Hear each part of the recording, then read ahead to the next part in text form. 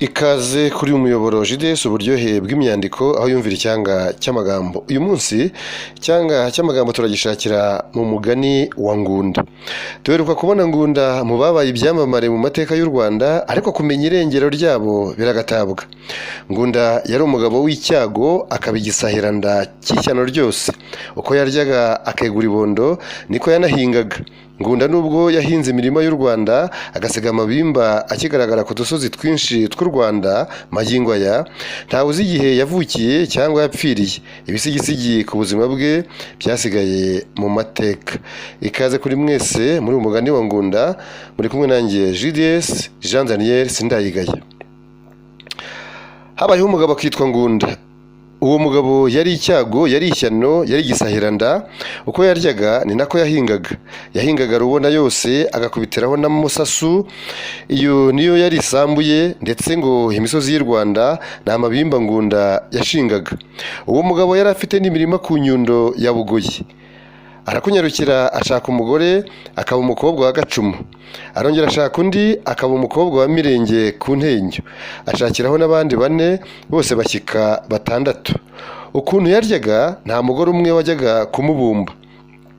Umunsi umwe Ngunda arakugendera no ku Ntenyo, abwira kwa sebukwe ati munkwikirire amasuka 50 njye kubaha umubyizi. Kwa sebukwe bakaba abakungu, amasuka barayakwikira, barayamuha, ajya guhinga. Atangirira mu Rugondo, ahinga Ntenyo yose, abirinduka mu Kinyoro kwa Byakuzacumu. Ngunda agakubita isuka hasi 2, ubwa gatatu akazamura agafuni.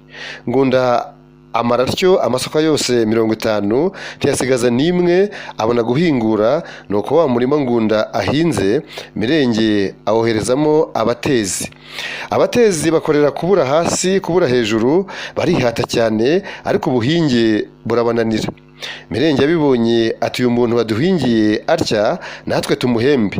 Babaga ingumba kabombo, bashesha amafu, bavomesha amazi yo kuvuga imitsima, bihinga n'amayoga menshi, ndetse n'abaturanyi bazana amazimano. Inyama zimaze gushya n'imitsima imaze kuvugwa, bazana ibidasesa badendezaho inyama, bazana n'imbehe nyinshi zuzuye umufa, bakwiza ibibindi by'inzoga mu nzu yose, amarobe y'imitsima bayuzuza ibyibo n'amakangara. Byose bamaze kubitunganya, bahamagara umukwe wabo ngo naze afungure, maze bamuha amazi arakaraba, bamubisa mu nzu ararya. Muramu we abarira ko amaze kurya, amushyira amazi yo gukaraba. Ngo ndamubonye aramubwira ati jyeweho nduzi kwiyi nka nyitonoye, abahungu bayiriye bariye inka iryoshye. Kwa Mirenge bumvise iryo jambo barumirwa. Mirenge abwira umugore we ati dore umukwe wacu ntawe atereye kandi yadukoreye, none itarabanya uzane akari gasigaye mu mwongere n'izindi nzoga. Jye icyampa ngo yijute irya none. Nuko Ngunda bamushyira ukuguru kwari gusigaye, bamuzanira n'inzoga. Koko rero niho yari akigera mu mahina yo kurya, agakaraga irobe ry'umutsima, akariyongobiza, imikarago y'umutsima ikabisikana n'intongo y'inyama n'umufa. Byose akabivundiranya akaroha mu nda. Ngunda akagira umuheha witwa Ruvunabataka, yaba awukubise mu kibindi cy'inzoga, akagisoma umunsi umwe akaba arakonoje. Nuko amaze kurya asohoka yimyoza ngo ntacyo ariye. Nyamara ubwo yari amaze ingumba yose wenyine, kandi bamuhaye n'ibibindi by'inzoga nabyo biguze inka. Byose arabitsemba, agenda abibogekeye mu ibondo rimwe. Nuko kwa sebukwe baramuherekeza arataha, basigara batangarira inda nini ya Ngunda.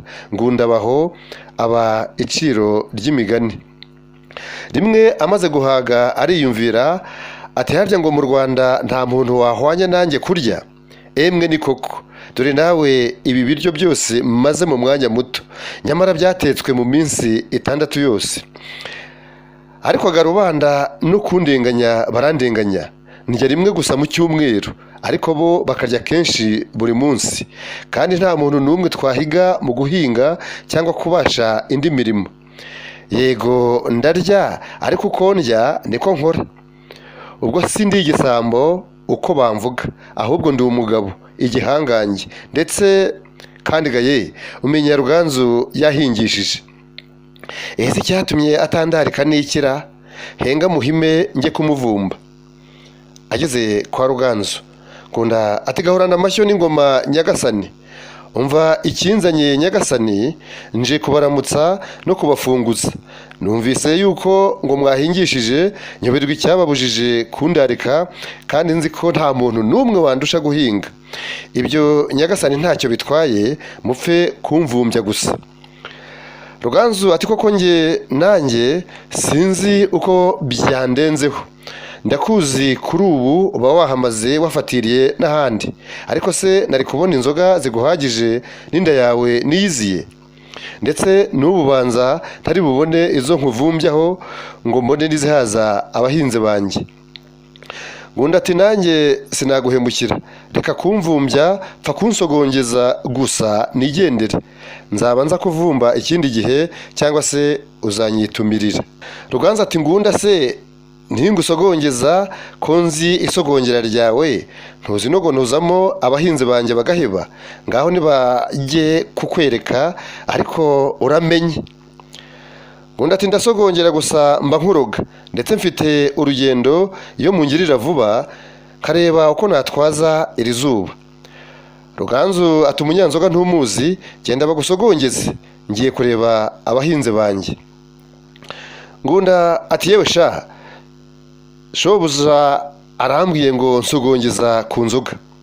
Umunyanzoga ati nabumvaga, ariko se ntuntamazi, dore ushesha akanguhe, dore inzoga ngizi iriya, singombye kukugenda mu nyuma, ndi muri rwinshi, enda umuheha.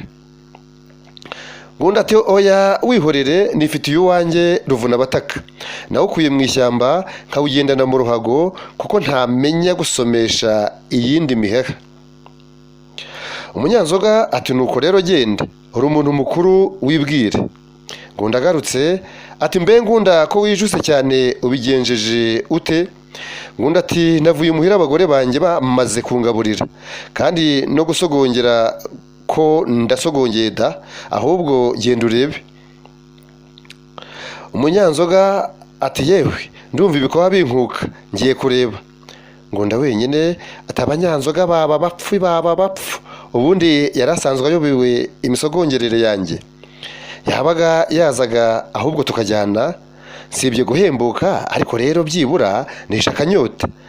Ubwo Ruganzu yarebye yemera ko njya gusogongera, azirikana ko nta nzoga nyinshi afite.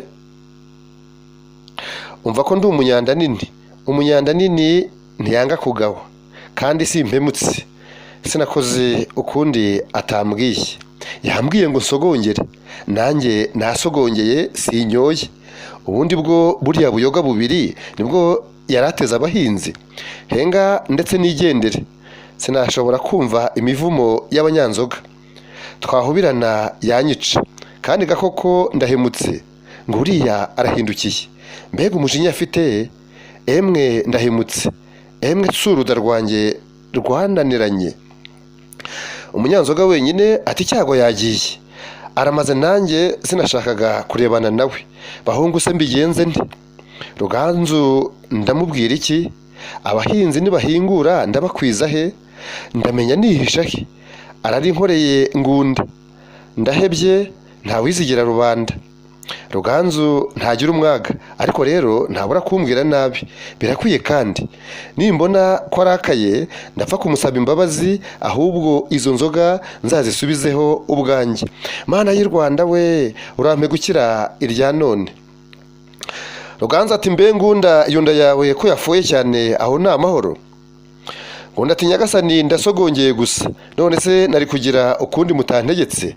Ndetse ndabasezeraho kuko mfite ubwira, ndasize umugore wanjye aniha, ndagira ngo njye kureba ko yaba yaruhutse.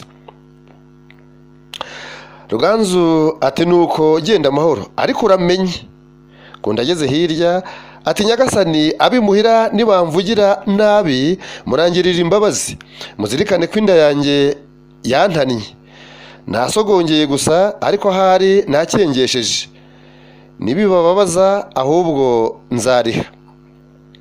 Ruganzu ati genda Rwiza, icyo ushaka kuvuga ndacyumva, abahinzi banjye urabakoze, ninsanga wazimaze umenye ko uzariha nkazo kabiri, kandi ntuzasubire kungarukira mu rugo ukundi, kereka ku munsi nagutumiye kumpa umubyizi ukaba igihano cyawe. Baravuga bati inda nini icura uwayihaye, uburana urubanza rw'inda ntajya atsindwa. Ngunda ageze imuhira asanga umugore umukobwa wa Gacumu yabyaye, nuko Ngunda atera kwa Gacumu kwaka ibihembo, aragenda abwira Gacumu ati umukobwa wawe yarabyaye ni mu muhembe, maze yungamo ati ndabona yagirwa na biriya bigega byombi, ibyo bigega bikaba binini cyane, barabimuha bagira ngo ntari bubashe kubitwara. Agira kimwe aracyikorera, ikindi aragihagatira.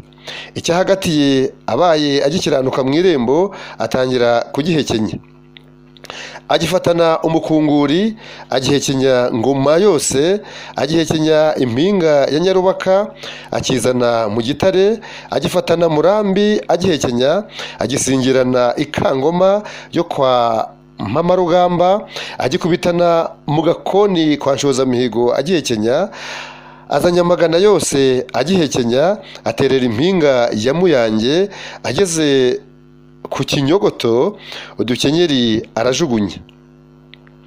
Ngunda yadukira ikigega yari yikoreye aramunga, icyo ngicyo akirya umwanya muto kuko imisaya yari imaze kumenyera, maze agikura ku mutwe agitwara mu ntoki, agitangirira mu bihana kwa Mugunguje, akinyurana kwa Ngorongari agihekenya, akirengana Sazange asingira Kinkanga, Buhimba ayisiga mu kuboko kw'ibumoso, igihe ageze mu Gikirambwa kwa Nyiracunda ajugunya ubujunde bw'udukenyeri munsi y'inzira, ariko inyota ntiyareka agera iwe.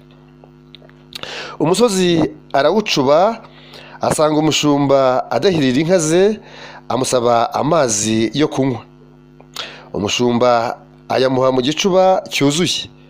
Ngunda ayabunda intama imwe, yongeza andi, nayo amubera iyanga ntiyashira inyota. Nuko wa mushumba aramubwira ati nazanywe no gushokera inka zanjye, sinazanywe no kukuhira. Wa mushumba acaho ajya gushoza inka ze hirya, nuko Ngunda igikenya yicara ku kibumbiro, arakinywa aragikamya, ajya mu kindi kibumbiro nacyo aragikonoza, arigata ibyondo byo mu isoko. Ngunda amaze kunywa amazi yose yo mu bibumbiro no mu iriba, ajya mu ibuga araryama, agarika umwogo w'inda. Umushumba amanukana inka ze, aroye mu kibumbiro asanga ahumye kera, nuko inka ze zirarumanga. Wa mushumba akebuka Ngunda haruguru ye, aravuga ati dore ruriya rudigi henga nze turugabane. Arakunyarukira amukoza agacumu mu ibondo, bya bizi yanyoye na bya bishaka yatemaguye birahomboka, byose biva mu nda ya Ngunda, bimanuka ku musozi biwucamo ibikuku. Nguko icyo gihangange cyapfuye cyishwe n'inda nini. Kuri ubu Ngunda aba afite abantu benshi bamukomokaho, ariko yamaze gupfa abagore be bajya gushaka amazu bajyana n'abana babo. Abo bana bari abarya inka se, babura ibibatunga, bapfa uruhondobero bishwe n'inzara. Bagize bate? Bapfuye uruhondobero cyangwa uruhondobero bishwe n'inzara. Inda nini burya koko yishe nyirayo. Mwakoze ko nanjye muri uyu mugani wa Ngunda, reka mbasabe mukore subscribe, like, share na comment. Icyanga cy'amagambo kiri muri uyu mugani wa Ngunda w'igisahiranda kigere kuri benshi. Naho ubutaha, ciao ciao.